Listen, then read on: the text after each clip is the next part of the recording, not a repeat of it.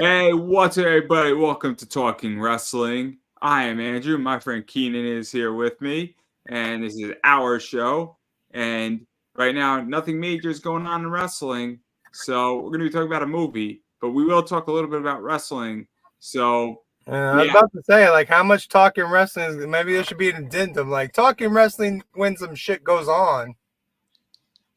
I mean, let's be realistic. Something will go on next week in wrestling, and something will go on the week after the show before Mania.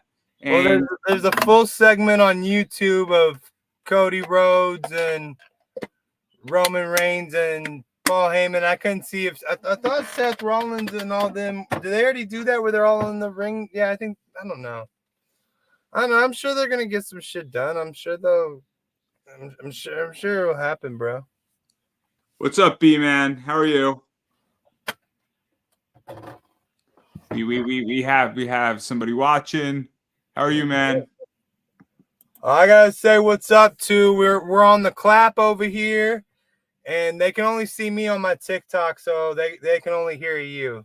But that's all right. They can see you on the clap. Everybody's getting the clap tonight. That's a great joke, right? I told you I got in trouble the first day I got this app called the Clapper, and I when I got on somebody's live and I said, I just caught the clap, the app that is.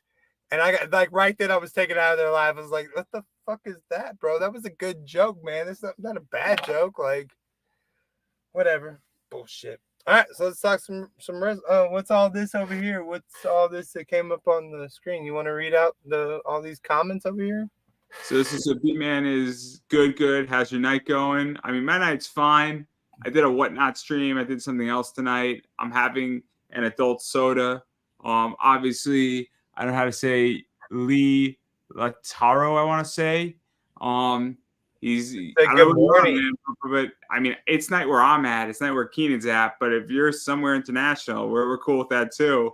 I'll be eating some cereal. And then unless y'all got terrible cereal over there. And yeah, this guy doesn't want the clap. It's called the Clapper. The clapper. That's what. It always reminds me, like, terrible. This is terrible in so many ways. The same woman that did the commercial for the Clapper was the same. I felt that I can't get up woman. She got the same, like, she got double duty on those commercials. And for a woman that's like 65, you got to give her like props for that. But I digress. And I took that from you. That's all right. I'll give it to you. I will give it to you, and then you can take it because the week I had, it's Friday, and I need this adult soda more than most people need it. But I will not continue along those veins. I do not want to be canceled. Before we get to episode 7 of this show. 7. The show is so young. We're figuring it out, guys. We're figuring it out. But what even happened in wrestling this week? Like, nothing happened in wrestling, right? I saw something on Monday. What was it? What did I don't think anything happened on Monday because nothing came on my feed. And oh no, I just looked it up. It was nothing. I think, like, what's his name? Randy Orton and that Logan Paul had like a confrontation. Like, nothing's going on, man. Nothing important. The only thing that's going on is that Cody had a discussion with Paul Heyman to show up for Friday Night SmackDown, saying if you don't come with anybody, Roman won't come with anybody. Yeah, that's what it was. Now that's the ticket. I needed a nerdy kid like you to remind me. That's your whole point in the show, bro, is to remind a motherfucker like me, because this is like the big bucks, right? I even watched that on YouTube. I watched them say that shit, and I was like, oh, that'll be something to pay attention to. And that's what I said. That's what the segment that's showing on YouTube that I'll watch after we get off the thing. I mean, I'm gonna watch it too. It's at this point though. I mean, let me ask you about this, and then we're gonna talk about the movie that we watched this week. But I feel like they've heated up Cody versus Rock and Roman with Seth Rollins WrestleMania a little too early. I feel like they've taken the idea of this and it should have been 4 weeks build up, maybe 6 build up, and they turned it into like a 10-week fest to get here. and I feel like they're running out of steam with it. And well, wait, there was tonight on SmackDown, there was the Usos, Jimmy and Jay in the ring, not wrestling, just having their promo, and a Solo Soko homie, whatever the little guy, he comes running up, and then the other Uso super kicks the other one, like the Bloodline Uso super kicks the other Uso, and then Cody Rhodes comes out and he cleans house, and so it's gonna be the Usos versus Rock. It's gonna be something stupid, man. And that's the worst part. I feel like, is this, even though okay, Cody needs his moment, but is this moment really gonna mean anything? This is my problem, is that I don't have a problem with the build-up, right? But we've been building this up, and we're on week 6 this now, and I feel like they should have figured out how to postpone it for 2 weeks, and we should have had a 6-week build-up to this shit. I don't know. What was Dusty Rhodes Sr.? What was his career mainly? Chasing the belt. He chased Ric Flair around Florida, in Georgia.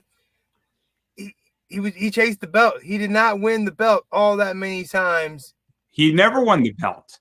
No, I'm not talking about the WWF belt. I'm talking about other belts. Even down there, he won the belt against Ric Flair, the NWA belt. He won that.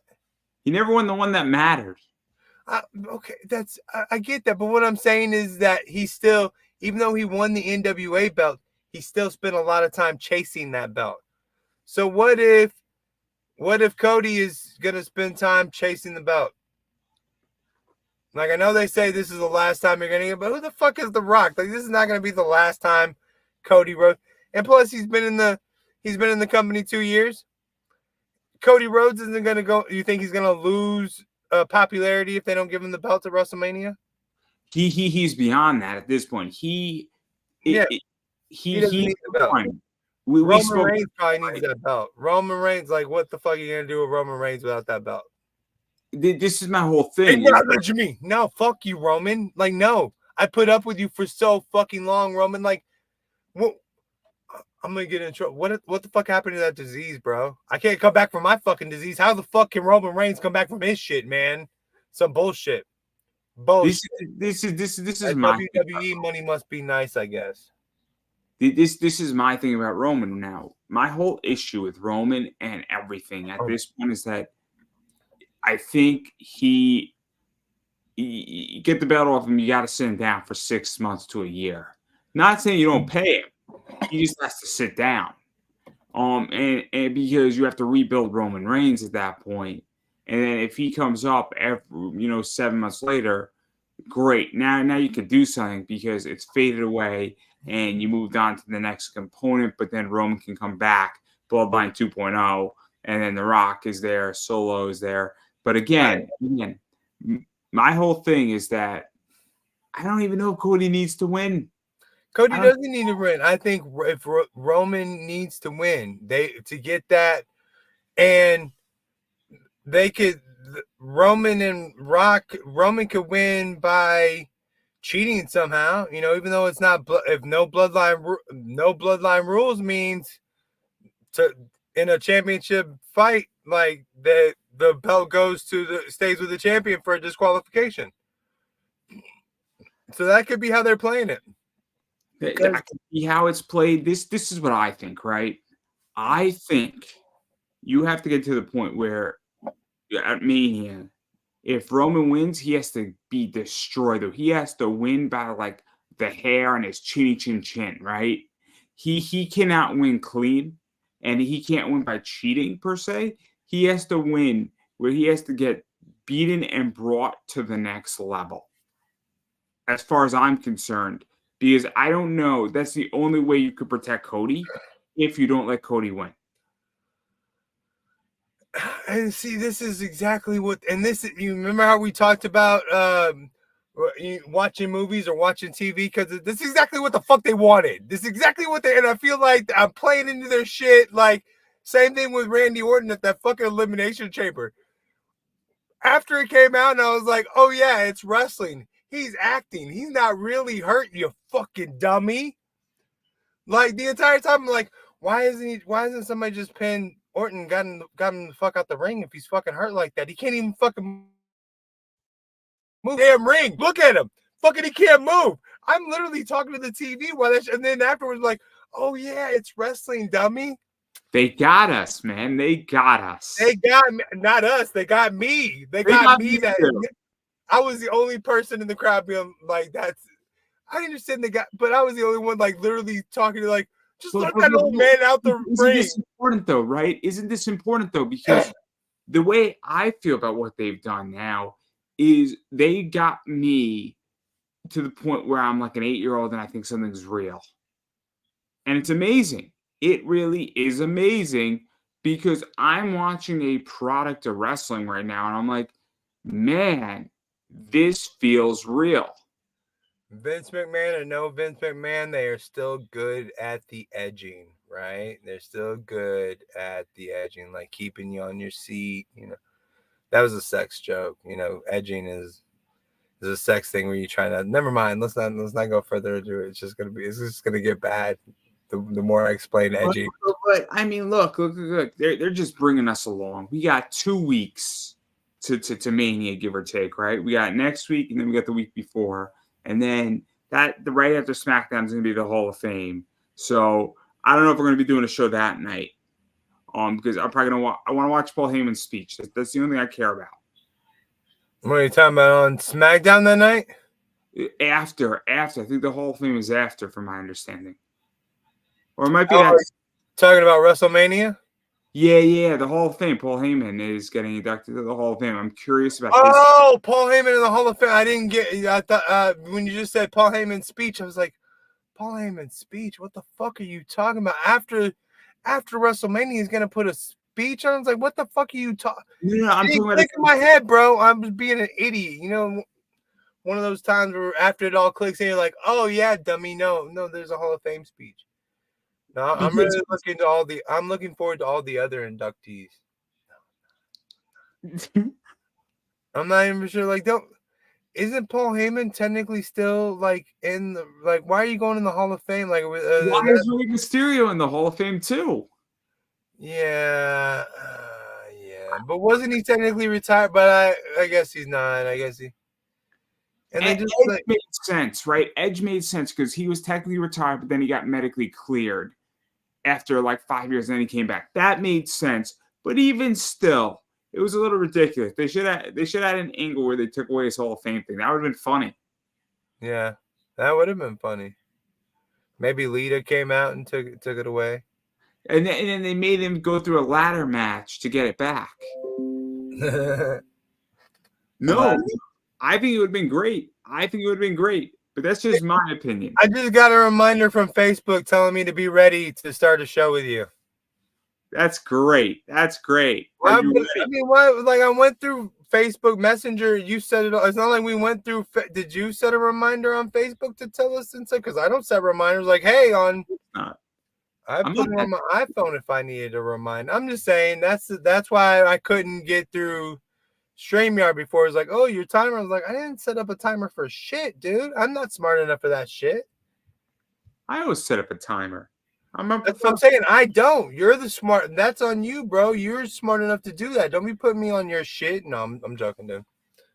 But again. People say, Andrew, why don't you use OBS? Why don't you do other things? And I'm like, you gotta realize that if I use StreamYard, it does all of it for me. And yeah, am I limited in doing certain things? Sure. Is it going to work 98% of the time perfectly? Mm-hmm. Without a doubt. They could have my $240 a year if it works 98 to 99% of the time perfectly. I've used OBS. I've had OBS. If you're not, and I'm not a computer genius, like I could only use the parts that I could use that were already set up for me. I diverted it all. I pressed like a wrong thing. It would not work. Like I hated that fucking thing. StreamYard was a stream. There was another one like Streamlab or something. I don't know who else I used. There was Streamlab, and then there was another one where like there was something with Skype that worked back in the day that directly streamed. and I used to do interviews and stream them through Skype, which was cool. So again, a lot of stuff has evolved, but like there's a reason why I pay for a service, because I don't have to set up a damn thing.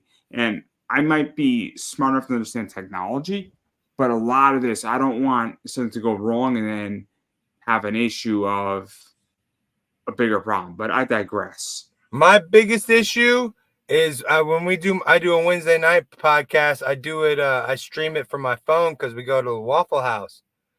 And when you do it from your phone, you have to log in. You have to do all this shit. It's not as easy as going through here and shit. But I digress, motherfucker. No, I'm joking, dude. That's okay. That's okay. You can digress as much as you want. So Paul Heyman, Cody Rhodes, and Roman Reigns they've done talked. We'll watch that, and that'll give us something to talk about next week. It is what it is. I don't even give a damn. I don't really give a damn either. I'm excited. The only reason I'm gonna watch is to see, like you said, I'm excited. Like, what's even the point? Like, do they not have anything else going on but the bloodline? They started too soon. They should have, after the Royal Rumble and Elimination Chamber, they should have started heating this thing up the week before Elimination Chamber, create that problem of this swerve.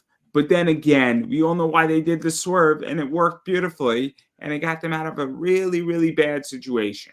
It did work fine. I don't like how they're like, I understand everything is creating in wrestling. I get all that. I don't like the very quick creation of this bloodline shit, and Roman Reigns the head of the table, and Rock's already had to like check up and checked on it and shit. Like, maybe Roman should have like beat up on the Rock one time. Maybe Roman and the Rock should have went, and then Roman beat up on the Rock. Like, maybe Rock would be even more accepted as a movie star again if he got his ass kicked a little bit on wrestling. Like, maybe wrestling fans would be like, let's show Rock some love again. We watched him get his ass kicked. I don't know, though. See, I think The Rock, I don't know if The Rock is going to have another major movie. He had a bunch of good stuff, and he was great, and he was absolutely wonderful in that. But I don't know, because I think things have changed now.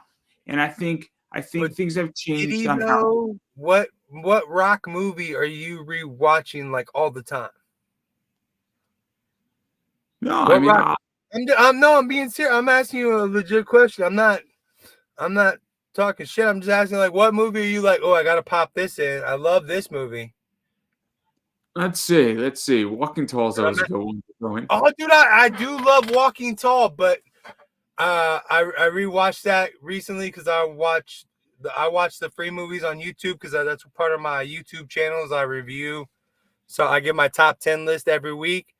And I love Walking Tall. They had the original Walking Tall and the Rock Walking Tall, and I love that movie. But the Rock one doesn't really hold up that well. I mean, it's still like, it wasn't as good as I remembered it. I know that for sure. Jungle Cruise was great. No, Jungle Cruise was bad. I didn't watch Jungle Cruise. I'll save you some time. Let's just say the ride is much better than the movie. Yeah, I think, yeah. I mean, even like, what was that one with the big gorilla and the fucking werewolf, Rampage? Like, how, like, that could have been a pretty decent Godzilla type werewolf Kong type of situation, but for some reason they fucked it up. Like, why couldn't these like animals just somehow mutate up and then start destroying cities? And The Rock has to come and stop it. That's it.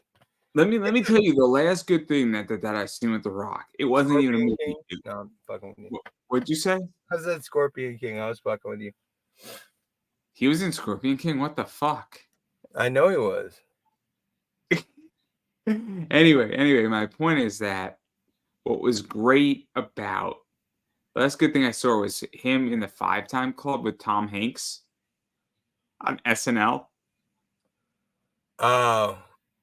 And they talk about how they're going to run for being president, and they're going to be co-presidents, and they're going to be like, Tom Hanks is like, when America needs somebody, I'll be the calm president. I'll reassure America. And then The Rock's like, when we need to get some shit done, I will go in there myself and get it done. I'll be the president who will get it done, and I will lead the team in. And it's one of the funniest things I've ever seen because it wasn't wrong. And then, it was great. I'm gonna have to look it up now. I do not remember that one. I watch a lot of Saturday Night Live, but I'll look it up, dude, for real. Yeah, I can't really. I mean, and that's you brought up a fucking SNL sketch about a movie star, a man that we go to the box office and see, like I mean, I can't even. That's my point. That's my point, though. Isn't that my point? My point is that I don't know if I think things have changed, and I think it's the idea that I haven't been to a movie theater in a while. Like I go see like anime films, right? And then I'll go see like things at fandom events. So I don't go to the movies anymore. And when I do go, it is a special event, and that's how I'm going. Yeah, I only go to see movies that I really want, like my superhero movies and shit. Like I'll go see Deadpool 3. Deadpool 3. What? I'm gonna go see Deadpool 3. Yeah, that's what I'm saying. Like I only go see movies that I know that I really want to go see. You know, everything else I can wait for it to come out. If I want to, I'll fucking Pirate Bay that bitch if I have to. If I really got to see it so bad that you know what I'm saying? Like I'm not only that much. My point is that I think culture has changed. I think stars have changed, and I think concepts have changed. But I digress. It's not. I don't want to dive too much into this because we're gonna get so off track on this. Yeah, we're off in the weeds right now, man. We are off in the weeds. I digress. I'm fucking with you, man. I'm fucking with you. But you know what we should do? We should bring back the 90s. Okay, totally, Ashley. You fucking. How about Scandalous? Oh my god, you fucking. All right, show's over. Bye, y'all. I actually reached out to two of them, and it's Ashley A and Ashley Q, and I'm trying to get both of them on my show. That'll be a scandalous episode, bro. You're trying to get a little three-way with the Ashleys. That's don't tell them. Are you gonna let them know, like, hey, taking you both to the pie? Are you trying to get them both on at the same time, or you want to do them separately? This is so terrible. You took an innocent child's cartoon and you made it dirty. Congratulations. I'm almost positive that's I did not do shit. I was coming from an innocent, wholesome position, and you clearly went a different direction. I did. I went a different direction. Did we miss anything in the world of wrestling? Not really. There's nothing going on. Yeah, I didn't think there was really. I think we kind of covered everything. Let's put it this way, right? There's a lot of stuff going on, but in reality, the big picture here, we didn't miss anything major.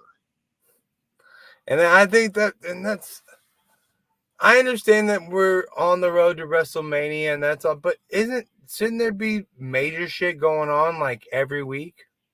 The issue is that they're gonna put it together in the next 3 weeks, the next 2.5 weeks. It's all gonna come together. I get that it's all gonna come together, but shouldn't they be making like major moves happen like every week? Shouldn't that be like? I mean. Is like because every live event, Raw and SmackDown's a live event. Isn't the wrestling business built off a live event? The only other major event that really happened is that Sasha Banks, Mercedes Moné or Money, whatever you want to call her, pretty much debuted in AEW, and she's making over $10 million a year.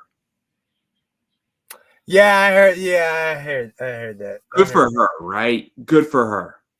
That is really good for her. Really good for her. But I mean, really and truly, if we think about it for a second, like how many other businesses get paid to make like their product? You know what I mean? Like on top of making their product, like they get paid twice for making WWE or AEW or anybody gets paid for their house show, and then when they videotape that house show, they get paid to whatever network they're sending that house show to. So that's double dipping. I just thought of that when we were like that. That just kind of enraged me. Like You mean they sell tickets to a house? So basically, what you're saying is that they sell tickets to the stadium for Monday Night Raw, yeah, and then they sell advertisements and TV rights for the same Monday Night Raw. yeah. Good on them, man. Good on them. I mean, I double dip. It is good on them, but it just kind of make like I double dip on my show. I mean, I'm putting ads in my micro content now, and it's awesome. So I have a sponsor for my main show when I do it.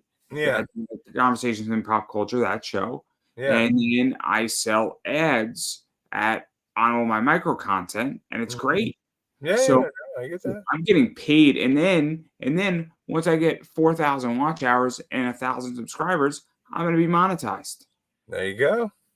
So now I'm going to be triple dipping, and then we take that money and I invest it, collect my dividends, and now I'm quadruple dipping, and then I get the growth, and then it gets reinvested, and it just continues, and the cycle moves on. And so I am quadruple dipping, and people think I'm moronic, and they make fun of me for my advice, and that's why I stopped offering it. Wow. But for you, I'll happily offer you any advice you want. Well, we need to talk. So after we ever get a show done before fucking 3:00 in the morning. Or it was one time, Keenan. It was one time. It's almost every time. Like we've gone a decent amount of time every single time we. It was one time, Keenan. It was one time, and we were working through a major issue with wrestling. It was one time, Keenan. It was one time. Major issue. Ugh. We were in a very shitty situation with Vince McMahon. Come on. So it's constant. Like I think I just saw something. Like is it constant that I saw something about Stephanie McMahon might have known some shit too? I mean, she's done some shit. I don't know what shit. No, not done some shit, but she knew some shit. Or like she kept her mouth shut. Like she knew. I saw something about it somewhere. I just saw it. All right, well, let's talk about since we talked about all the wrestling, we were gonna talk about and then shit else happening. Big Trouble in Little China. This guy says he's a Kurt Russell fan, but he never seen the movie Big Trouble in Little China. It was good, man. I enjoyed it. Kurt Russell, John Carpenter. It's a classic film. You enjoyed it? Oh yeah, it was great. All right. So when the movie started, what were your initial impressions? Like the beginning of it, just getting started. Like what did you think you were in store? So I knew it was going to be an action film and kind of an adventure, but I did not realize it was going to kind of go and throw somebody into a conflict and an ancient battle, and I mean, the way I kind of felt it was that it was kind of like a John Carpenter movie, like John Carpenter taking Mars and, being transported into leading a war, essentially kind of like the comics. And I did not expect it to go that way. I thought it was going to be more like Bullet Train. Oh, really? And I was like, oh, this is definitely something where, and I thought it was going to be a little bit more like Kill Bill and Bullet Train, had almost like a baby or in that vein, I guess. And it was more along the lines of the John Carpenter comics, of him taking Mars and stuff like that, and kind of being not transported into a different time, but being thrown into a conflict and then just rolling with it. And it was good. It was not what I was expecting on that front as a plot line, but the action was what I was expecting. Well, the movie's like what? I think it's like a quick hour and a half, maybe less than an hour and a half. I mean, that motherfucker is like just boom, boom, boom, boom, boom, boom, boom. You could almost show that entire thing in like 3 videos on TikTok or some shit. No. So that was not what, I guess the underlying plot. I was like, oh, this is interesting. So, did from us talking about it? So you say you like it? Did it meet your expectations from shit that I said and just? Yeah, I mean, I don't know if it met the expectations, but I wasn't unhappy. Does that make any sense? Like I didn't really have any major expectations going into it. And Well, I just was like, I was like, okay, cool. This is kind of what I expected it to be as far as an action, an 80s movie, a solid 80s movie. And see, I that's the mean, there worst you go. part as well. You're seeing it from a grown-up size too. Like, imagine being a fucking like 5, 6 year old kid popping in a VHS tape and just watch. I've seen Big Trouble in Little China maybe as many times as I've seen some of my kids and shit. Like that's how much I've seen this damn movie. That's also probably why you have a different position on it, right? Oh So, yeah. I mean, not to take a step off of this, but I saw Avatar: The Last Airbender as a 11-year-old, right? Mm-hmm. That whole show, 11, 12, 13, 14. That has a different opinion of me, even going into adulthood when I'm 30, 31, because I Right. have certain memories of it that are pleasant memories. And I've seen that show a lot. So for you've seen it from the eyes of a child, and then also growing up every single year. I Mm-hmm. see it for the first time as a 31-year-old. So I'm gonna have a different opinion on it. And I'm also not an 80s baby. I'm a 90s, early 2000s baby. Yeah, I know. I agree. That's why. I mean, for what it's worth, it's good. Like I could see it. Like even seeing it. Like if you had to pay it for it to go see it in a movie theater right now, you'd be like, yeah, I'm probably gonna. If you had to pay like money to see that shit, you might be, no, I'm not gonna do that. So I mean, everybody's favorite character is Jack fucking Burton in the Pork Chop Express. But you have any other favorite characters besides like Jack Burton? Not really. I mean, he's the driving force. Like I don't know what to tell people. It's like we're following him, and then also it's just like the moment, like when they getting shot at, and they're gonna say, on the count of three, we're gonna open up the door, and then he opens the door and then he shuts it really quickly. Like that type of stuff Yeah. is really, really funny. And then also what was they were in the sewer or like they were in the pool, and he's like, don't touch me, I can't focus, and like you're touching me. I thought that was really funny. I thought that was really. I had to watch that scene a few times to get it. I'll be the first to admit it, but I thought that was really funny. I thought that was really. A quick did you know it was supposed to be an ensemble movie. Kurt Russell, Jack Burton was just supposed to be a part of the ensemble. The main character was supposed to be Wang. That's why he's got all the kicking ass parts. Like when I was a kid, I thought it was a Green Hornet thing. Like Wang was just like the Kato, could whip everybody's ass, and Jack Burton was the Green Hornet that didn't really fucking matter. But no, Wang was supposed to be from the beginning, top billing.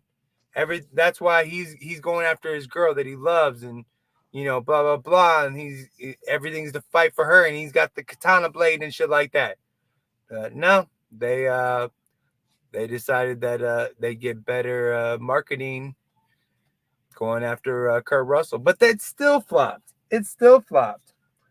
So Uh, let me ask this, yeah. because I mean the way I view this movie is that it's a cult classic in a lot of ways, Yes. where I don't think it was a failure in the long run, No. but it was rough in how it was released. And it's interesting, right? When a movie flops, but it obviously has a major cultural impact, it's tricky because there's a lot of stuff that's been like that in our society that has changed, I guess, the matrix or the geist or whatever you want to call it. And because even when I was watching, I'm like, how did this movie flop? It kind of had a lot of stuff in it that was, I think, decent for the Well, 80s. I had a couple of things written down, but they didn't put any advertising behind it at all. Like if you look at like a poster for back in the day, it's drawn out, and Kurt Russell doesn't even look the same on the fucking poster. Like you can barely tell. Like from the poster, it's just all fucked up. Like they put nothing behind it, and I think that a lot of our cult classics are because they were flops first, and you go to the movie store and you have 15 Big Trouble in Little Chinas, but then all the I forget what else came out that year, but all the rest of them are gone. or they you can buy Big Trouble in Little China and put it on cable once a day for a year and a half. And you can only get the next big movie once a month. So you're going to see a lot of Big Trouble in Little China. Do you also feel, because obviously I used to be a big Pop Funko fan, and that's obviously a collectible toy type thing. And just recently, a bunch of Big Trouble in Little China Pop Funkos came out, and I don't know if it was like the 30th anniversary or the 40th or whatever it was, but it was interesting that a toy came out from a movie that just is a lot older, and I don't know if it's also the idea that there's also more possibility now and there's more access to this, because VHS, obviously, when I don't know what it was like in the 80s, right? I don't know if VHS was upper middle class, right? Maybe. Is that a fair assessment? Yeah, I mean, I'll tell you, from an 80s baby, in my house we had like some shelvings on the wall, like they were just built into the apartment, and on these shelvings, I mean, it was like 3 or 4 of them. There was just VHS after VHS after VHS, like 2 or 3 rows high on each shelf. So I could just go there and fucking let me ask. I mean, I have a real. There's a reason why I'm asking is that when you got a VCR back in the day, was it a big deal in your house being in the 80s? I don't know. We always had a VCR. I have no idea. And that might have been like my grandmother had a little bit of money, and maybe like she kept my mom or something okay stuff. I don't know. I just know that I always had I can't remember a time not having a VCR. Because I remember having a VCR, and then I remember having a DVD player, and then I remember when we got a Blu-ray player in my house, when those first came out, that it was a really big deal, right? Yeah. And converter Blu-ray player, and then you got a bunch of Blu-rays, right? And I remember that growing up, and I remember it being an awesome position. If you're like, oh, you have a Blu-ray player, what's that? So again, there was always a VCR. Then the VCR got, I guess, pushed out, and then it became a DVD player, and then it became a DVR, and then it became streaming, and then it's not sexy anymore. But I guess the point is that I remember when Netflix first came out, and you were getting the DVDs in the mail, because I think this also is relevant to this movie potentially being, a cult classic, is that it became accessible with VCRs and people being able to watch it on their own time. And I think that that's just so interesting, because I think it holds up well.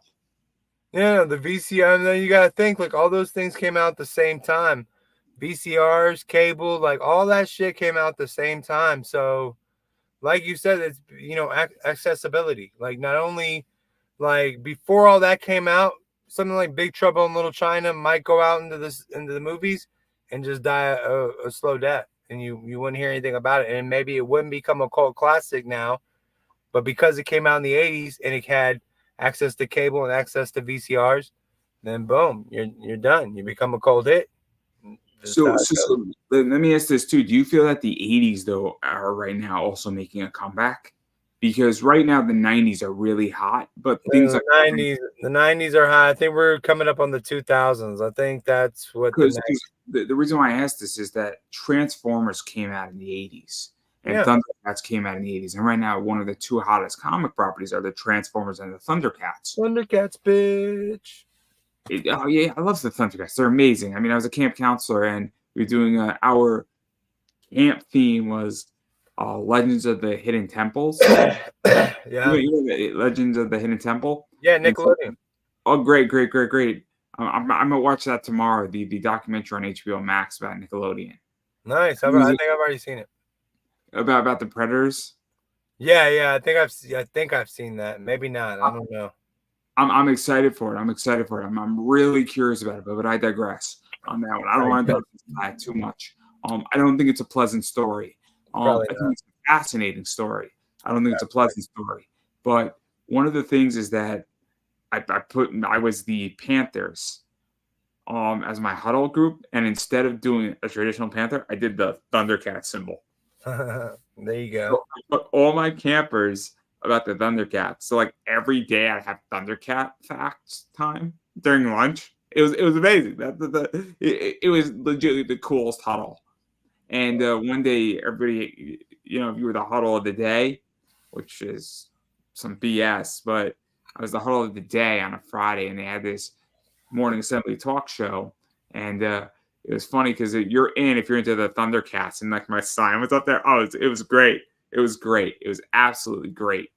But anyway, Hilarious. this is a massive distraction. So, did any so you said Jack Burton's your only favorite character? Any other characters stand out? Like, Wang was a secondary, but what about like the grandpa that I forget his name. I did not look up. I probably should have looked up his name, but I didn't know. I mean, there were characters that stood out. I like the fact that like the girl Jack was into was around, and I liked her.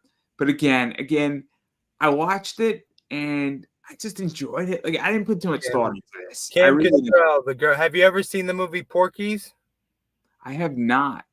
All right, we're not going to talk about it, but you need to watch the same girls in this movie called Porky's, and there's one scene that you'll love. You'll love the entire movie because you're that type of guy. But I'm telling you, watch the movie Porky's. You'll love it. But I digress. Kim Cattrall, yeah, she had she was the white girl with the green eyes.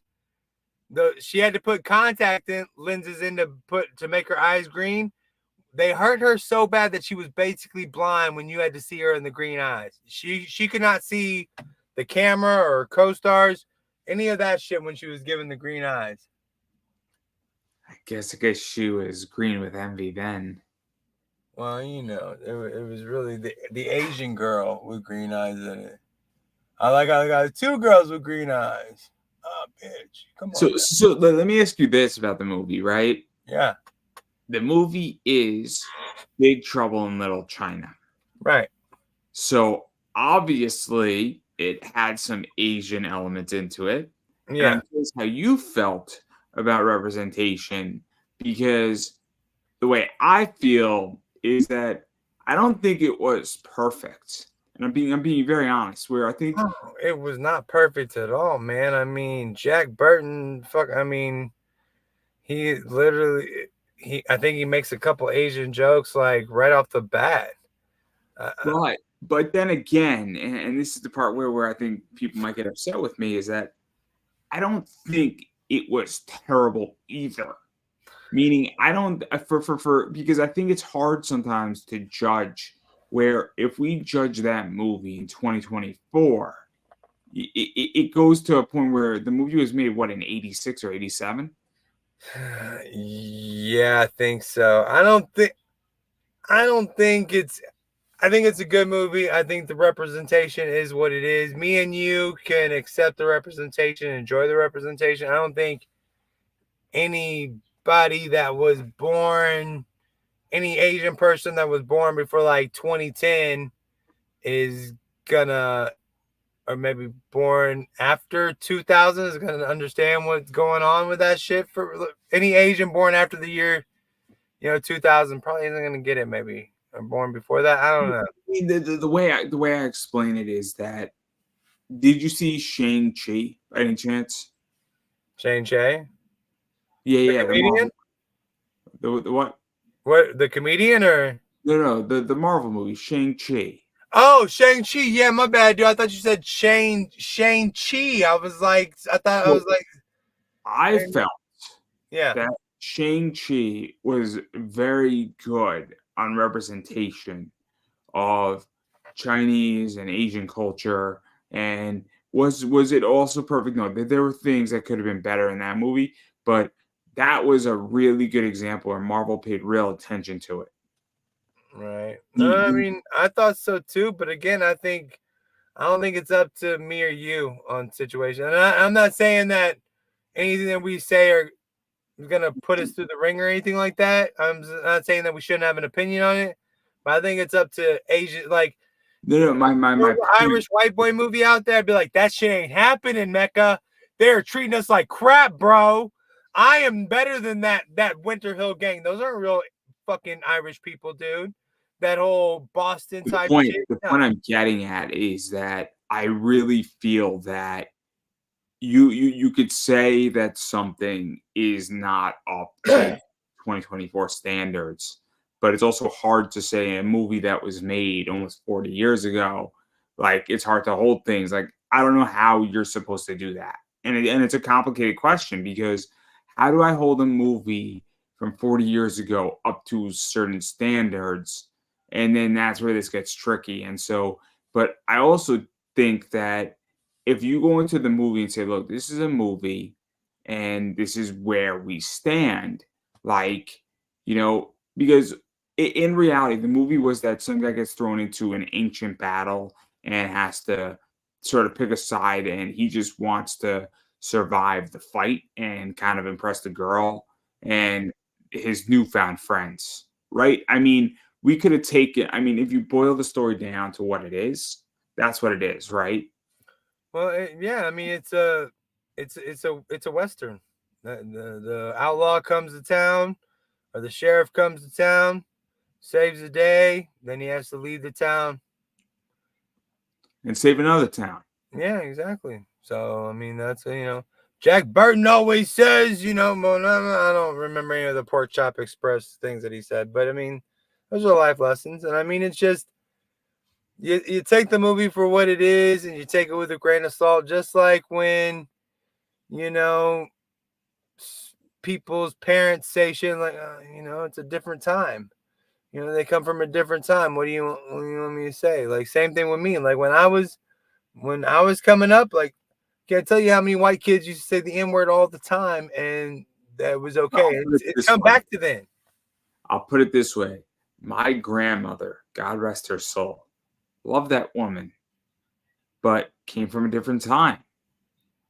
And so she would use words and statements and view things, and I'm like, but that kid's going to Harvard. And like, she's like, he dresses poorly. And it's like, but he's going to Harvard. And that's the point, though, is that, again, culture changes. And every generation is different. And I guarantee you that when I'm 60 or even when I'm 40, and if I have a 15-year-old or a 10-year-old or a 9-year-old, they're going to have different views than I do. And they're going to be in a different culture environment. So it's going to be acceptable to them is not necessarily how I grew up. I agree. I tell a joke. I went to dinner with my uncles, and we're enjoying our dinner. It's a nice meal. And one of my uncles says something about the blacks. Whatever else he said did not really matter. I decided not to stop the entire meal and correct my uncle. So we're driving home, and my other uncle states, "Oh, the blacks only understood what really happened in the Civil War." I'm like, hold on, guys. Let's not refer to a race of people by the color of their skin anymore. Do you like being referred to as the whites? Because I don't really care, but I'm not a fan of it.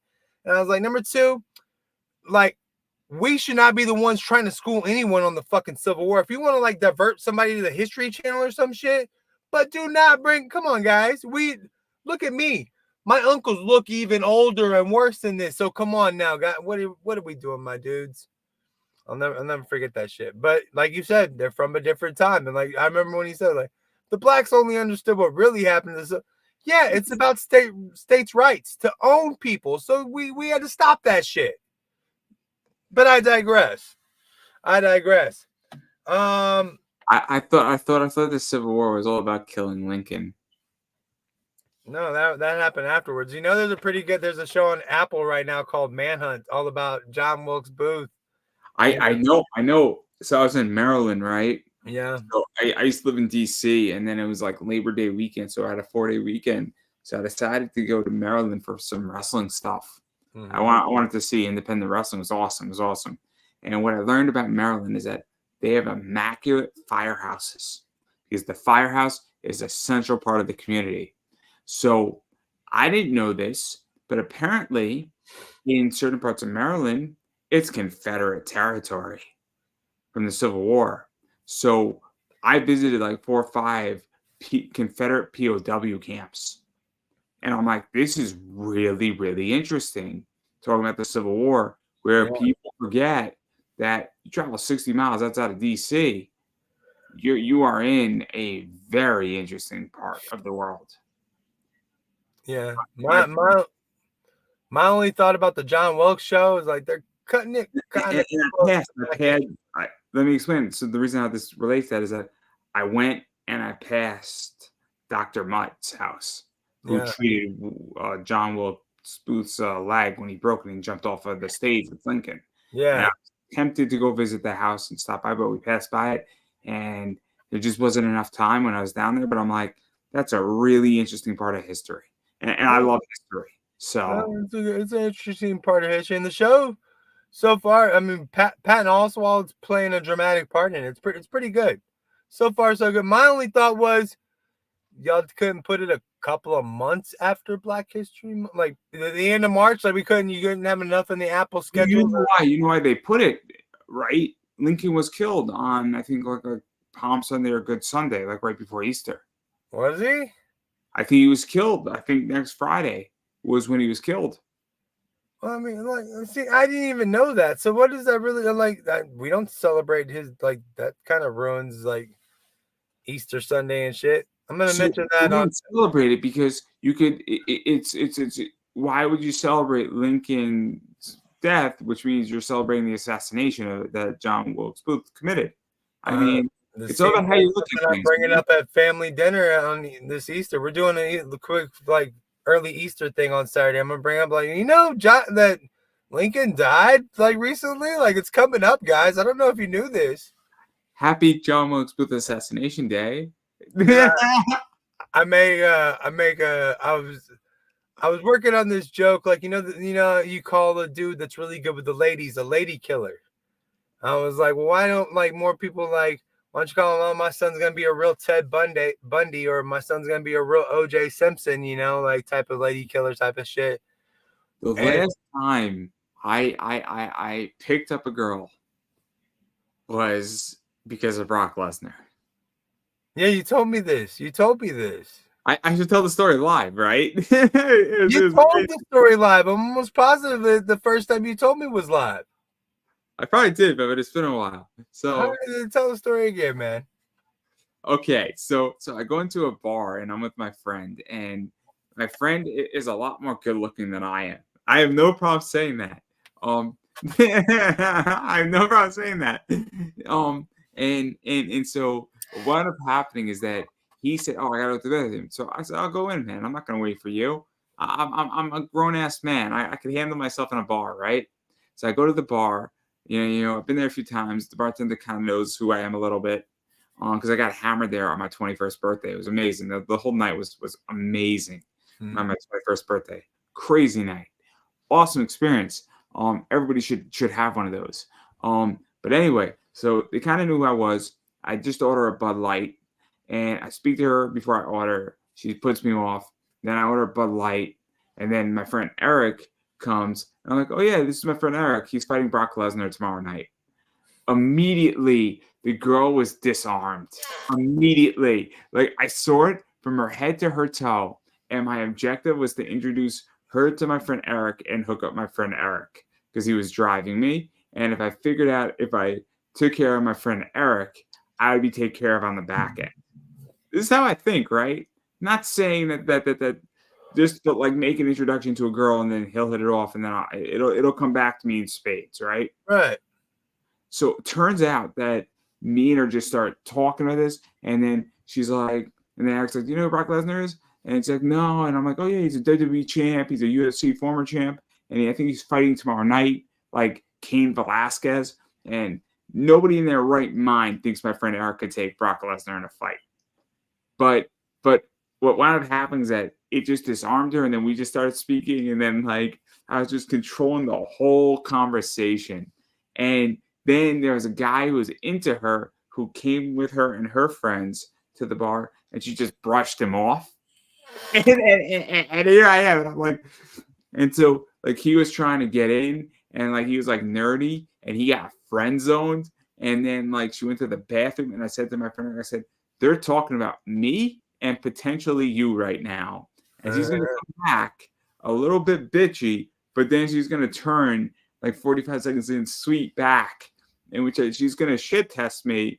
And then and then that's exactly what happened. It's like, bro, how are you calling this? How are you calling this? And I'm like, I don't know. It's the storyline. Oh, it was amazing. It was amazing. It was amazing. It was almost as good as the time in my senior year where I had passing ships with women. Yeah. I don't think I told you this story, did I? I don't think so. Okay, so we have an event called Quad Jam, and everybody gets hammered in Quad Jam. You have a band out there, and so I'm drinking with this girl, Lauren, and her friend Kelsey, and I'm just in my room, and I have a bunch of alcohol. I bought like 236 racks, so about 2 racks, 36 beers, plenty of alcohol. I got some I got like a freaking mini bar in my room, way illegal, way over the top that you should not have. But I don't really care because what are they going to do? Write me up? Great. I'm 22. So, okay. So they're drinking. We're having a good time. And then they wanted to get out of there. And so they were peacing out. And then I text these other 2 girls, this girl, Allison, and this girl, Sasha. And what wound up happening is that right as Lauren and Kelsey were leaving, my door opens up and Allison and Sasha walk in. And I'm just sitting in my chair like this. My door is straight ahead.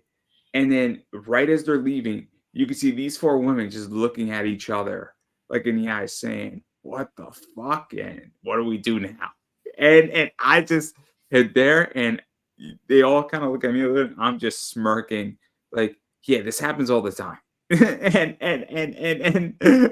it was amazing because, and then I tell this story to people who are like, I get it. People have a vision of this story in their head because it was passing ships, just being like 4 women who had no idea how to react to a situation. Right.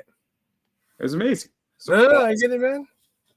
And then I wanted to drink a lot more, and I had a great night. But I digress. I forget who was playing that Quad Jam. It wasn't. Oh. that Quad Jam was something else too. Do you know who Big Crit is by any chance? Who? Big Crit? No, not that I know of. I don't know. Some dumbass on the soccer team at my college decided to throw a beer bottle at Big Crit and hit him in the head. Jesus, I don't know, but I don't know who Big Crit is. But it doesn't. I mean, with a name like Big Crit, I wouldn't be throwing beer bottles at him and shit. I don't know. And so on Twitter for a good 48 hours, it was Big Crit got domed. It's so ridiculous. Christ. The fact that Manhattanville College is trending on Twitter worldwide, Big Crit got domed, was the tweet that got legit 1.5 million freaking tweets in 48 hours. And I'm like, this is my freaking college, man. This is amazing. This is amazing. Oh, it was great. I had a good time at college. Let's leave it at that. You sure you want to? You want to tell stories? Why not? We all have stories. Tell you want to it might not. I mean, if you want to, let's hear them. Look. I went to culinary school. I didn't go to college like that, so. Dude, you've had a blast in life, right? Oh, dude, yeah, I had a great time, man. It was the chef is like being a fucking cop, bro. It's like wearing a suit of armor, dude. You don't even know. I got so many girls oh, you can cook, and I don't know why. And plus, I could talk just a little bit, so it went pretty well. I get treated well because what I've learned in my life, and I don't know about you, is that if you don't be a dick and you can make people laugh, you can get away with murder. Oh yeah, I definitely know that. The only reason why I've gotten anything in my life is because I'm smart enough to read a room and read people. I know when and where I can push and pull. Right. I know what not to touch. And people say, oh, you can't speak to these people. You can't speak to these people. And my response to all of that is, when you pay my bills, you get to tell me what I can and can't do. Beyonce again. Call back to the bills. No. If you want to pay my cell phone bill, you have a say. Your opinion matters only when you put money where your mouth is. My opinion doesn't matter because I don't want to pay your shit at all, bro. So No. If you and me, we've had this discussion last week. We're having a discussion about where we're going to go with this show, and we're both 50% owners. Yeah. That's different because now we are talking about money equivalency, where if you say, hey, I want to talk about movies, I'm fine with that, right? If you say, hey, I want to take this into a different direction, we could talk about it. But if I say to you, look, I don't want to do the show without you and I just need a week off, you know, it's also understandable. Like I want to watch the Hall of Fame WWE. We may or may not do a show that day, but that's a fair position. Or like, for instance, if I had a kid and my kid was just born, it might be that we take a 2-week hiatus. Yeah, I mean, I don't think it's gonna. Yeah, especially right now or anything, and we're not on a set schedule or anything. And I think anything can be, talked about now, especially like, oh, we haven't done like. I mean, I don't want to talk about like I said, like there's nothing that's gonna happen right after WrestleMania anyway, so we can let that shit marinate. I don't know what the show's gonna be like after WrestleMania because I'm not gonna be fucking talking. My next thing after WrestleMania is SummerSlam, bro. I was speaking to somebody and we're speaking about creation and comics. The guy Sean, which has created controversy apparently with certain people, and apparently people want to use my content in their freaking chess game, which is a whole different discussion, and it's not a pleasant one. So I'm gonna back off on that topic. But the idea is what Sean was saying is that the first step in when you create something with somebody is, are you having fun doing it? Right. Table money out of all of this, right? Money's great, but are you having fun doing something? I mean, look, what am I going to do on my Friday? I do my Whatnot show, and then I would legitimately watch Law and Order, and I would probably pour myself a beer or two. So I'm drinking a beer anyway, or an adult soda. I don't know what I can and can't say. It's an adult soda, but I'd rather hang out with you and have my adult soda.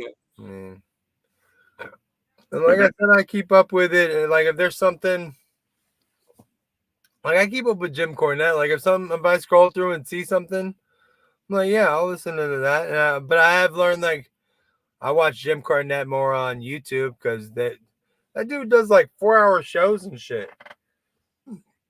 Only 4 hours? Only 4 hours? This motherfucker, and it's like AEW, WWE, all this shit is just like, dude, I don't want to listen to you. And then I can't take it, man. I can't. I mean, there's only so much fucking time in my day, man. Well, he'll make me fall asleep, and I'll like, so I don't hear his shit anyway. So I'll be sitting there. I'll have to like kind of guess where it is, and a lot of they'll put their clips up on YouTube. So I mean, I just watch his YouTube clips and shit. There's only so much time in the day. I have a life.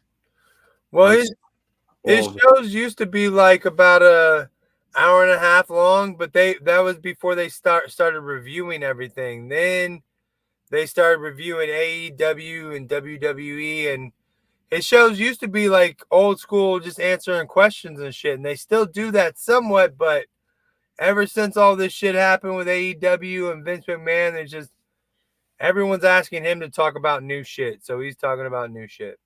So. Oh man, I'm in a tricky situation. I don't want to keep that card. I have to be an adult though. Fuck.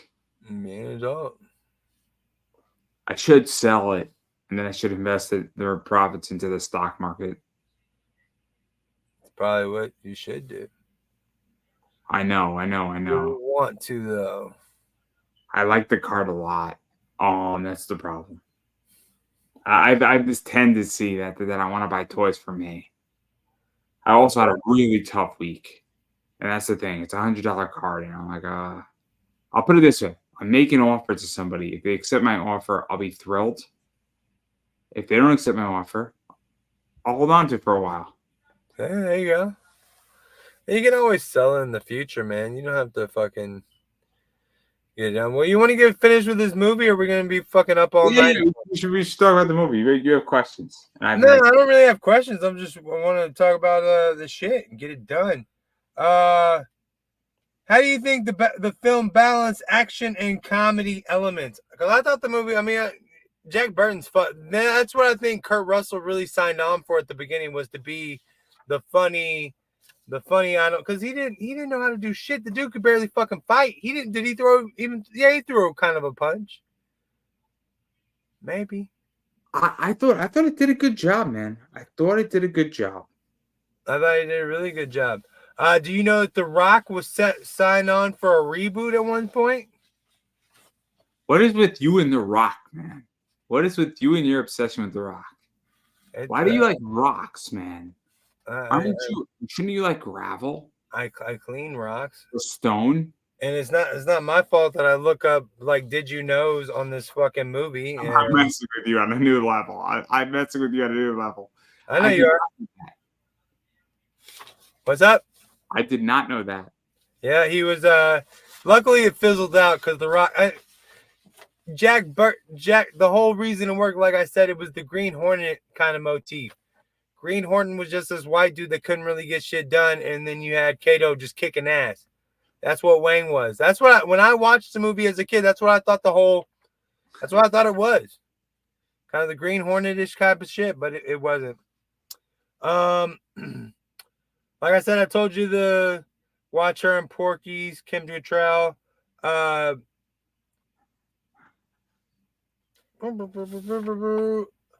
Oh, like I said, it was supposed to be, they had it written as a Western at the beginning. It's supposed to be like a spaghetti Western type of shit, and you can still see all those. I think it's still a Western. It is a Western. Who are we freaking? To San Francisco, he takes care of business, then he leaves. What do you mean? That movie was in San Francisco? I'm messing with you. And the actual creators of Mortal Kombat based Raiden on the lightning guy from the movie. I mean, I enjoyed it, man. I think you picked a good one. It's a good flick. I enjoyed it, and I think that if somebody was born in 2015, I think they can find enjoyment in this movie. I really do, because I think that you have to realize it, but I think you have to buy into the fact that it was made in the 80s. Well, yeah, I mean, once you get beyond that position, you're fine, because if you boil it down, it's just one of those things. And right now, I mean, the 90s are right now hot, but I think that part of the 80s are hot too right now. What are some of the real? I don't want to get us in trouble. What are the moments that? Because I haven't. I mean, I just watched the movie maybe a couple months ago. I didn't rewatch it for this thing because I just rewatched it. But what are like? Because I'm trying to think of them. What are like some of the bad moments? Like, I think it is what I think it is that I think they made the enemies and the shooting scenes. They definitely, and I'm trying to say this the nicest way I could say it. They almost made it that they elevated the fact that the enemies were Asian. If that makes sense, and they made them so they're shooting with like their Uzis, right? Yeah, and it wasn't a heroic position, and it felt like, okay, we're not just we are clearly making it that they are Chinese, and that is bad. Does that make sense? Yeah. Versus treating him as a villain, right? Yeah. So I'll use a better example. In The Lion King, when you look at Scar is just treated as a villain, right? Yeah. You don't get a sense of anything else. Now, it's an animated film, but Scar is just treated as a villain. He's not treated anything different than anything else. And I'm trying to think of another movie that does that well. Right. and I can't think of one at the moment, but there are anime, My Hero Academia, All for One. All for One is just treated as a villain.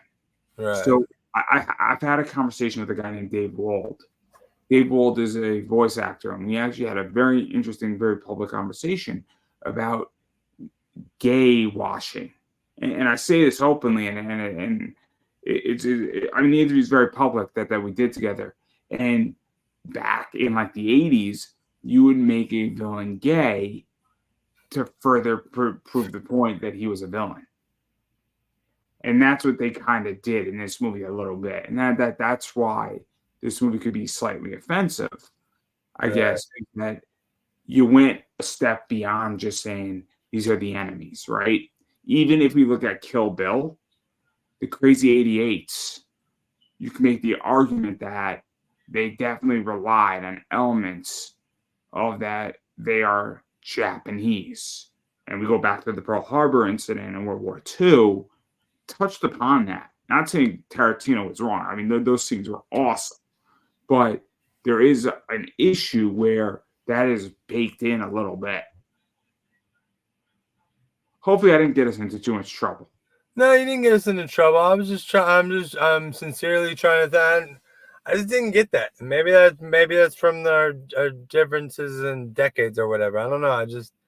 I know Jack Burton makes some iffy comments along the way, but I don't think that there's anything too terribly bad. I don't know. Now I'm gonna have to rewatch it and No. The only reason why I say that is that my best friend's wedding is coming up in June, and he's marrying a Chinese woman. And they've been a couple for the last 4 years. They're practically married. Right. I love Shelly. I love his wife, but I love my best friend more. I say to him all the time, if it doesn't work out, me and you can elope anytime you want. He understands it because we're both very, very, very heterosexual men. Right. It's funny. I'll tell a story to prove the point very quickly. Him and his girlfriend, who's now become his wife, were at my house and they were having a fight. And then she just slammed the door. And me and the rest of my friends were all dying with laughter. And my friend Gabe, he doesn't mind me telling the story. I was like, I'm really sorry, guys. I said, don't worry about it. It happens. And I said to my friend Gabe, if she doesn't allow you back in, you are more than welcome to sleep with me tonight. My friend Gabe says, as long as we get to cuddle. Right. But the only reason why I picked up on it is that when you're exposed to Chinese culture, you could say this could be problematic. Right. Again, but also I've thought about this, right? But I do also agree that I don't think it's as offensive as people think it is. Where I think my friend Gabe, his soon-to-be wife, could watch this movie and be like, yeah, it's a movie and it was from the 80s and they made a few not so great comments, but it's a fucking movie. Yeah, I mean, but she could also find like some of the womanly things offensive, you know what I'm saying? Like there's some of that shit in there. And I mean, really and truly, John Carpenter isn't known for his touchy-feely shit and reaching out to his, like the womanly side of shit. Like, I don't know too many women that are like, oh, Escape from New York was my shit. Escape from New York was a good movie. No, it was a great Snake Plissken's a shit. But I'm saying like there not too many women like comment on, his shit, Women love Kurt Russell, but John Carpenter, nah, I could do without.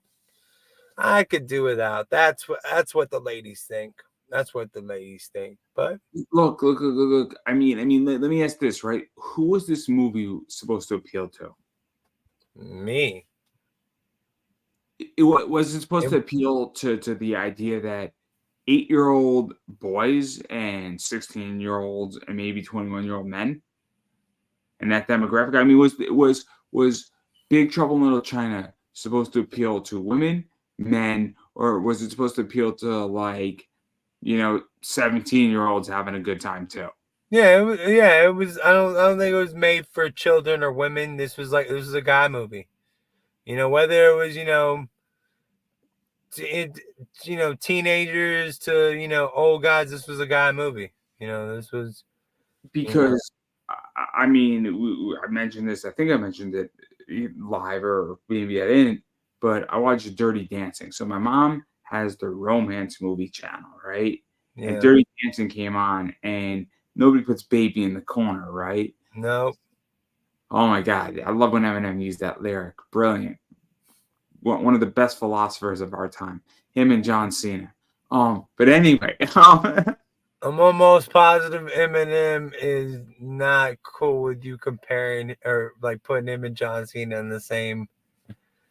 You're right. You're right. You're right. You're right. He is not in the same league as John Cena. I'm so glad you agree. You walked into it, dude. You walked into it. I'm sorry. I know. I said Eminem's probably upset about it. And I took a different position completely on that did. for a reason. You did. I thought it was I know you do stand up. That's why I did it. I thought you were gonna respond with me something funny. Clearly I mishapped. No, I'm over it. I'm not gonna risk. No, I'm joking. I got spaghetti on my sweater already. Dirty Dancing is a chick flick, right? Yeah, but see, it's a chick flick, but no, it's a chick flick, but you got, fucking Swayze being a badass and kind of a tough guy, like, yeah, but and especially in the 80s, like everything was kind of made for everybody back then. Like we got to make everybody happy as much as possible. There's got to be some guy stuff. There's got to be some girl stuff. There's got to be, maybe this is going to be, we got to put something in this movie to where the guys don't absolutely hate it. We gotta make, the girls that bring their boyfriends got to be somewhat happy. So, you got to see Patrick Swayze beat up some guys. Oh, he was great in that movie. I love Dirty Dancing. I like Dirty Dancing. I think it's a good movie, but I just think that it was more, yeah, it's technically a chick flick, but it's definitely not a chick flick as in like When Harry Met Sally type of shit.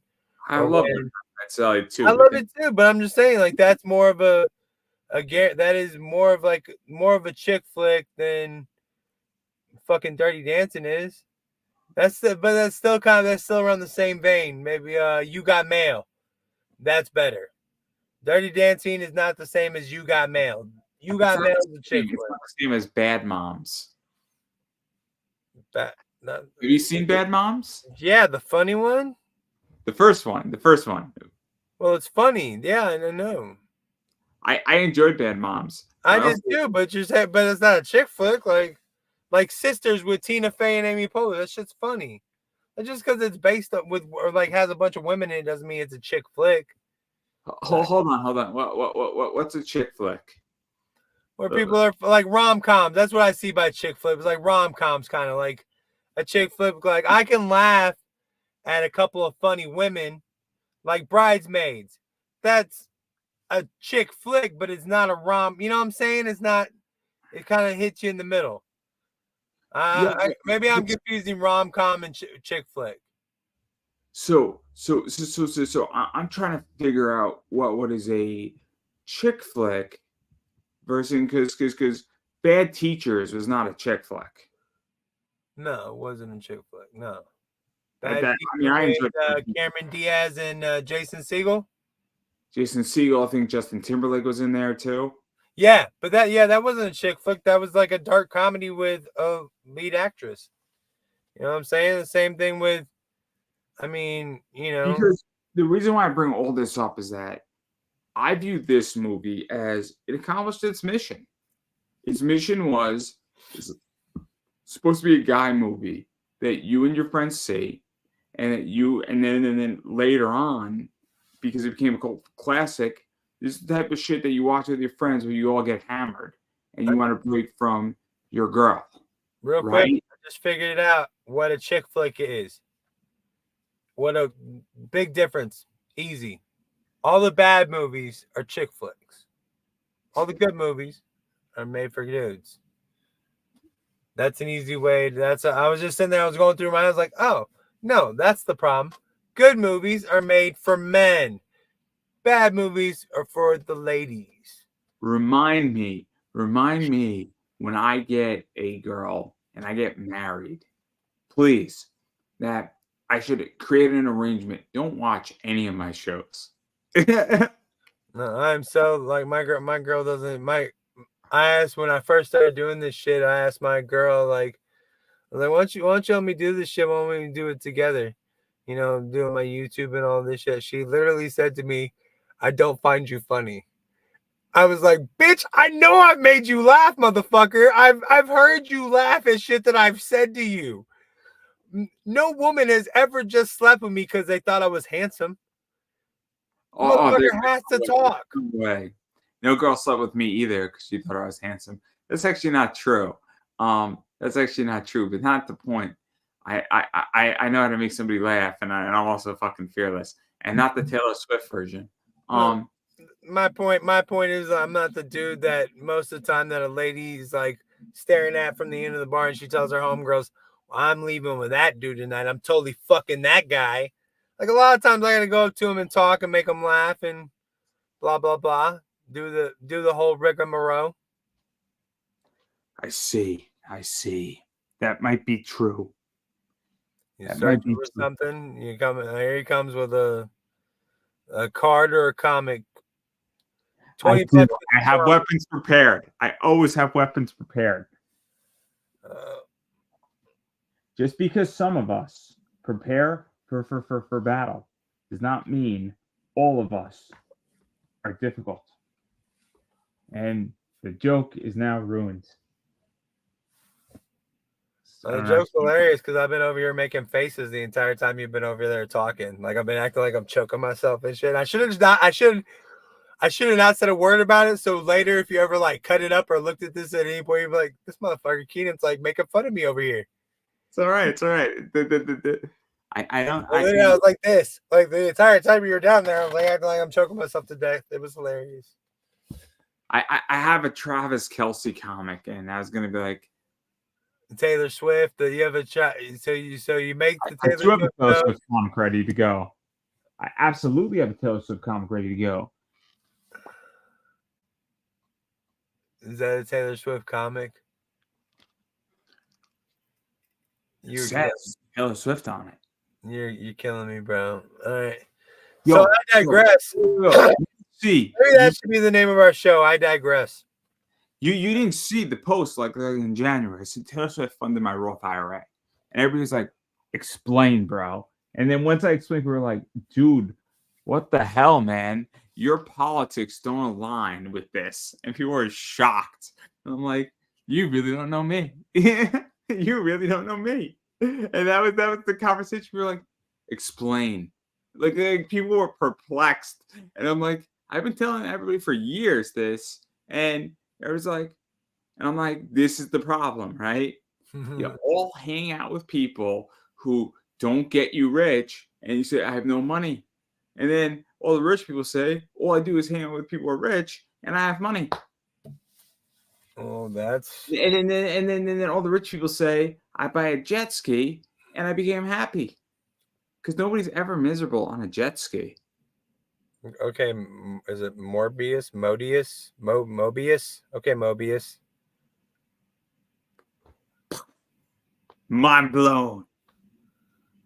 Are you gonna start doing magic tricks or some shit now? Like, is this how fucking deep into that beer are you? Is this the part of the night where you get a little bit fucking footloose and fancy free and shit and not caring? I'm pretty solid.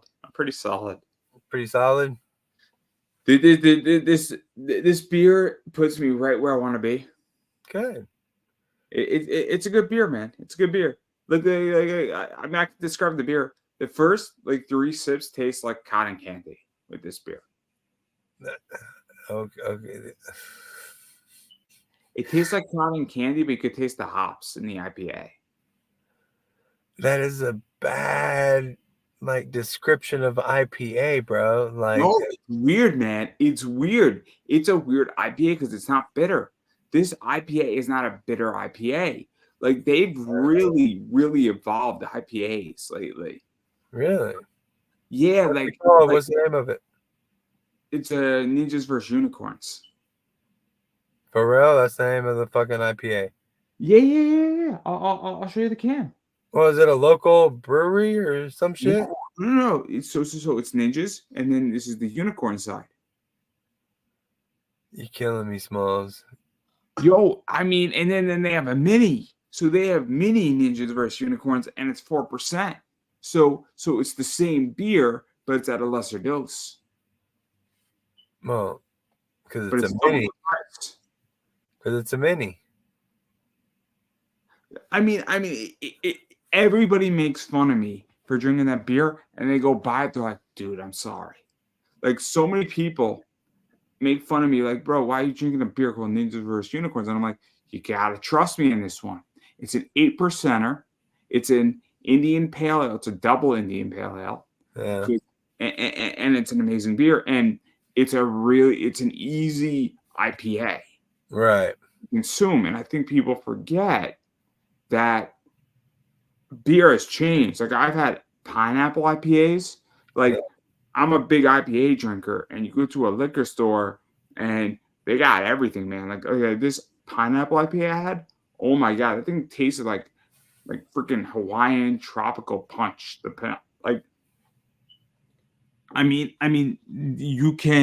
Alcohol has changed massively and beer has changed massively, and all the cool shit sounds really dumb at first, and then you're like, man, this is really good. Mm-hmm. I'll have to try Ninja versus Unicorns. I'll have to go to my local liquor store. I only asked you if it was a local brewery because I've never heard of it before. And Pipeworks, every year they have a beer that's ranked in usually the top 10 for Thanksgiving. So they have a beer called Cinnamon Invasion, and Cinnamon Invasion is a stout. And what's nice about that one is that it's usually ranked in the top 10 beers for Thanksgiving because you get that cinnamon in there. And it's an interesting beer because sometimes you get sediment in the beer, which means that you have to run it through a coffee filter if you have that problem. Right. But it's a really interesting beer. And they're just a great company, and they have killer art, and they're smart, and they hire top artists. But it was not as cool as I had this beer called Aeronaut, and it was the beer cover of it was designed by a guy who did covers for the SpongeBob comic. Nice, cool beer, right? Yeah. So I didn't know who did it, and I wanted to reach out to him because I wanted to interview him. So I actually really want to interview the guy who designed this. So that's one side of it, and then you have the unicorn on this. And I mean, I would love to wear a shirt like this of the unicorn and the ninja. That's just dope as fuck. Right. That's into that beer. I'm like looking through a beer aisle. And I'm like, that right there is cool. Yeah, I've never seen that. I'll have to check it out, man. But again, I have Stone Cold Steve Austin's beer, and I like that one too. What's that? The Broken Skull IPA? So it's a Broken Skull IPA. Then he has a double IPA. That's a black can. And then he has an American lager. I'll have to check it out. I've never drank any of his beer. I've never tried his shit. It's an okay beer. It's average. I really like this beer.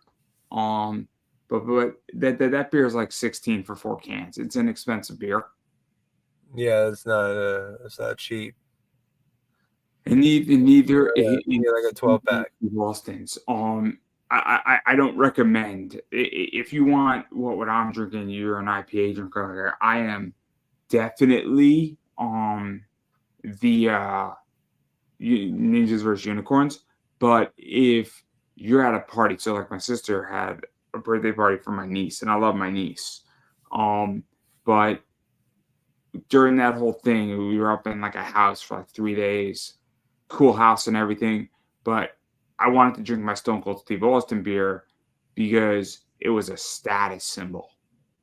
And I felt with people I didn't know that thing was going to be more accepted than if I brought a Ninja vs. Unicorns beer.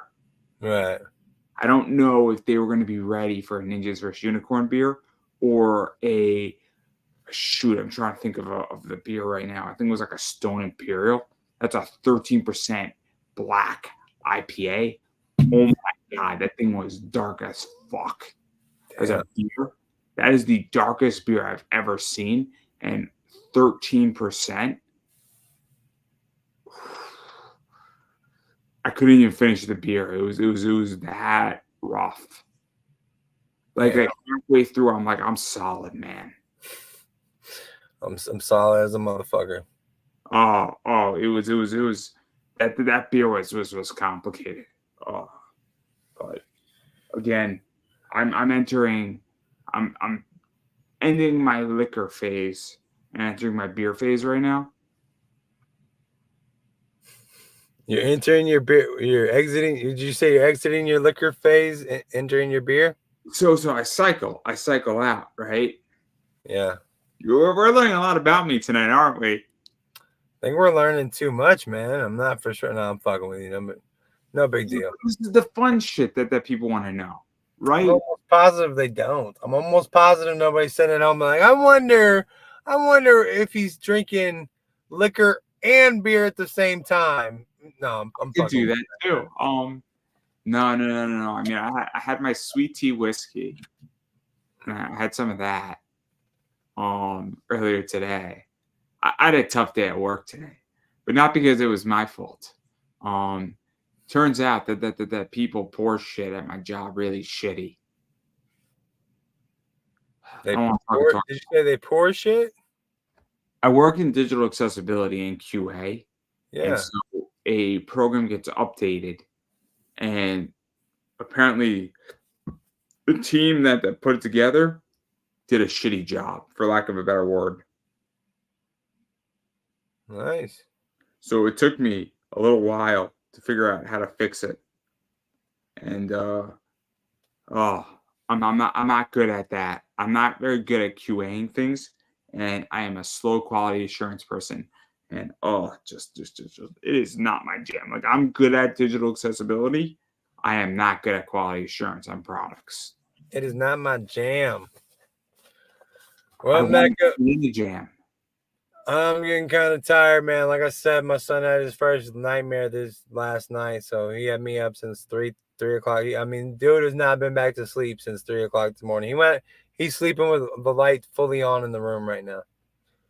I feel you.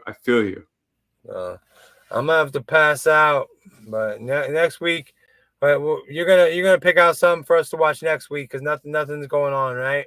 What haven't you seen? What haven't you seen that we can talk about? I'm not for sure, man. I mean, like I said, we talked about Bond. If you want to do The World's Not Enough, I'll do The World's Is Not Enough. Is that the first Bronson one? That's the second one because GoldenEye was the first. Is that the one with Halle Berry? That was after Die Another Day. I'll do Die Another Day. Die Another Day was good. No, I don't care. I'm just trying to think. Like, I'm not even sure. I mean, I haven't seen that one in fucking. He did 4. I haven't seen that shit in years. I'm probably down to watch any of them. I mean, and Die Another Day was good. I enjoyed Die Another Day. Die Another Day was a lot of fun. I'm down to watch Die Another Day because I'm probably the most thing I know about GoldenEye is that fucking game. Boom. That game was the shit. That game was awesome, man. That game was great. Oh, that game was the shiznit. That game. I don't remember really liking the. I don't remember ever seeing that movie and be like, "Oh, this is such a great movie."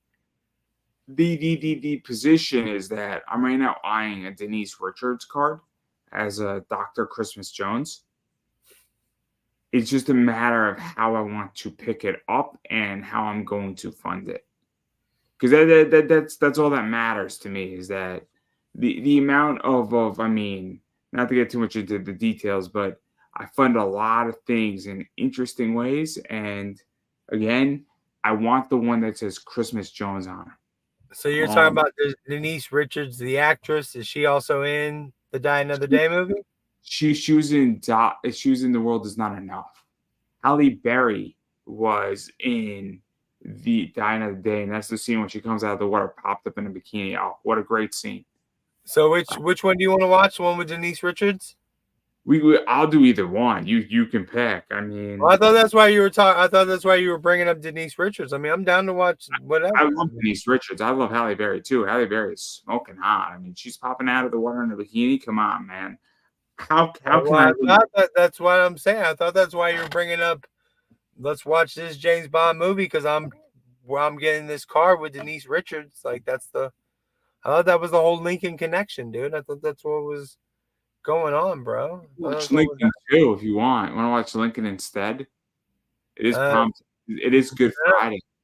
No, I'm already watching. You already blew my mind with finding out that Lincoln was just shot and shit. That wasn't locked in here, man. That wasn't something that I remembered. I'll watch one, man, because I'm gonna rewatch it and then it'll be fun. Or we could talk about something else completely. We're talking about the Lincoln, the Daniel Day-Lewis Lincoln.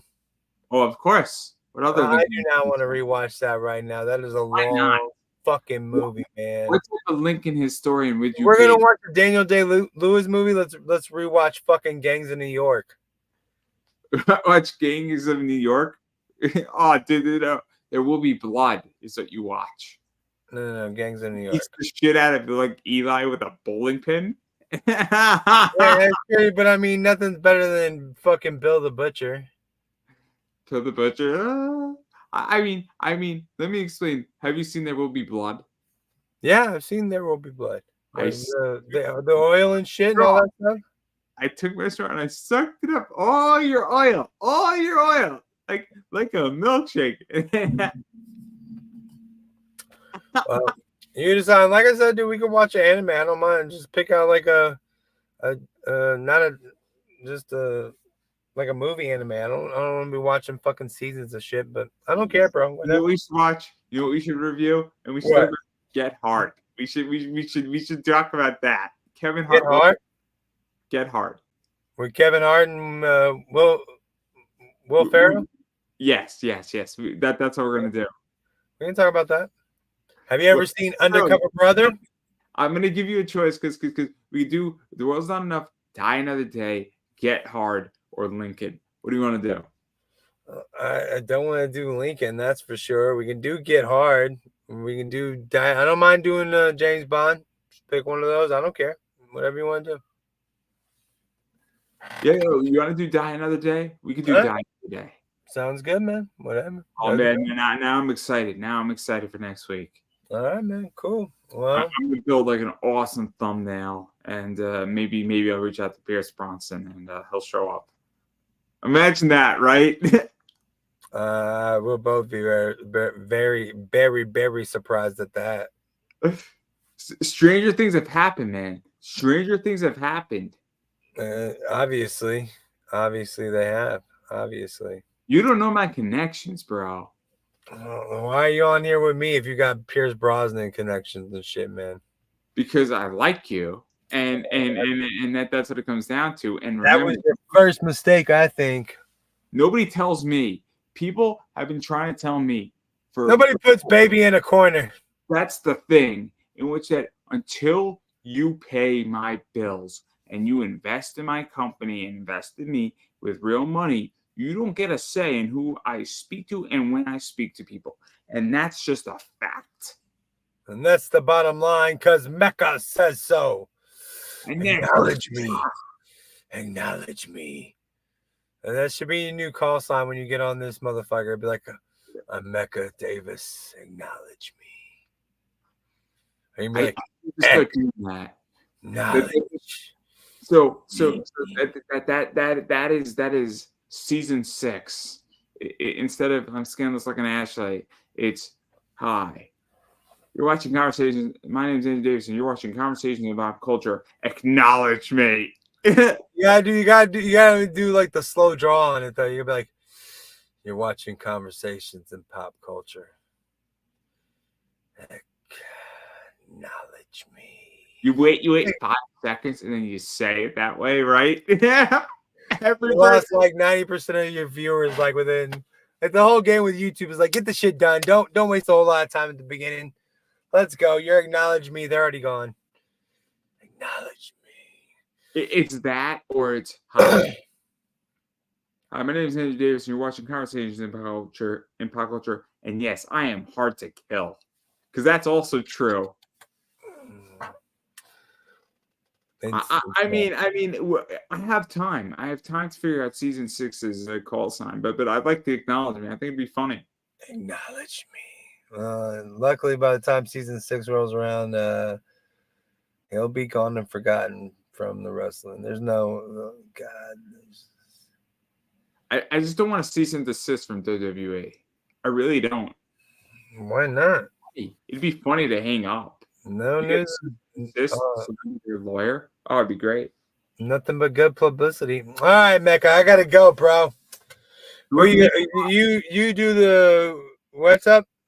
Where can people find you? They can find me on YouTube, Bob's Product. Unlike him, I don't have all the shit that he has. Just look up Bob's Product on YouTube. You can come and find me. But you're probably already on my channel. If you're watching on, you know what's going on. You can also Bob's Product on my TikTok. Am I Bob's Product on the clapper? Not for sure. Not for sure. I don't even remember what the fuck I made the name of it. I probably did as Bob's Product. I don't even remember what the fuck it is. Where can we find you? Probably something to do with like pop anime in suburbia or some shit, right? Oh, so my name is Andrew Davis, and I am scandalous like an Ashley. Suburban Commando. What? What'd you say? Suburban Commando. I don't know. That just popped in my head. I don't know. I can be found on. So obviously, I am Pop Anime Comics. I could be found on Twitter at Pop Anime Comics. Instagram is Pop Anime Comics.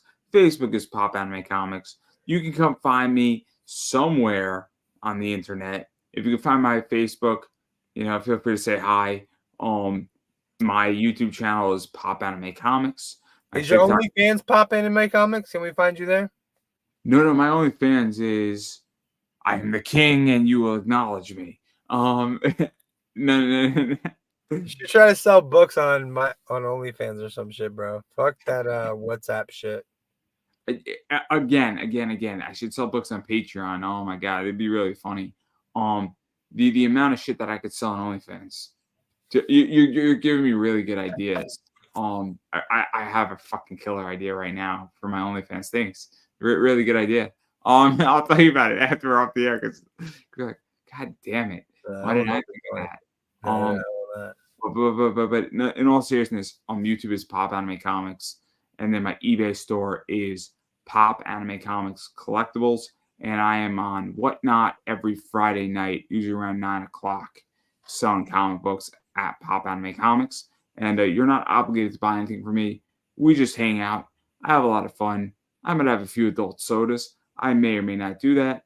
It's up to you to figure it out. But we have a good time, and you can hear me rant about a lot of things on my Whatnot. We have a good time. It's a good idea for your OnlyFans. You ranting, like you ranting with like your shirt off or some shit. That can be your this belly, guys. This belly. Look at this. OnlyFans all day long. It's beautiful. It's beautiful. So beautiful. No, I have actually a really good idea for OnlyFans. Really good idea. I'll make a fortune. It's almost as good as my idea for many vids. Yeah, I may or may not come to many vids. At all. I don't think anybody's ready for me. Probably not. But I basically anything Pop Anime Comics is mine. So you go there, you'll find me, and I'm friendly. Just don't be a dick. That's all I'm gonna say. Just don't be a dick. Because if you are a dick. I used to like you. Oh, you just got me banned on TikTok. Yes. No, it's not yes. My live access just got revoked for fucking days. I'm sorry. It's all good. What were you saying? Like shit. I just said don't be a dick. Maybe that was it. I don't know. Like literally, we were just on for like an hour and a half, and that's what the fucking went. It's not your fault, dude. I'm not mad at you. Like I'm just saying. I feel Like bad now. I really do feel bad. There's no way that we didn't say anything over fucking 2-hour period worse than don't be a dick about it. I said don't be a dick, and if you are a dick, I used to like you. Quit taking my shit, motherfucker. That's the plan. I still everything, man. Oh. But, all right. well, I got everybody, and I think that is a wrap. Peace.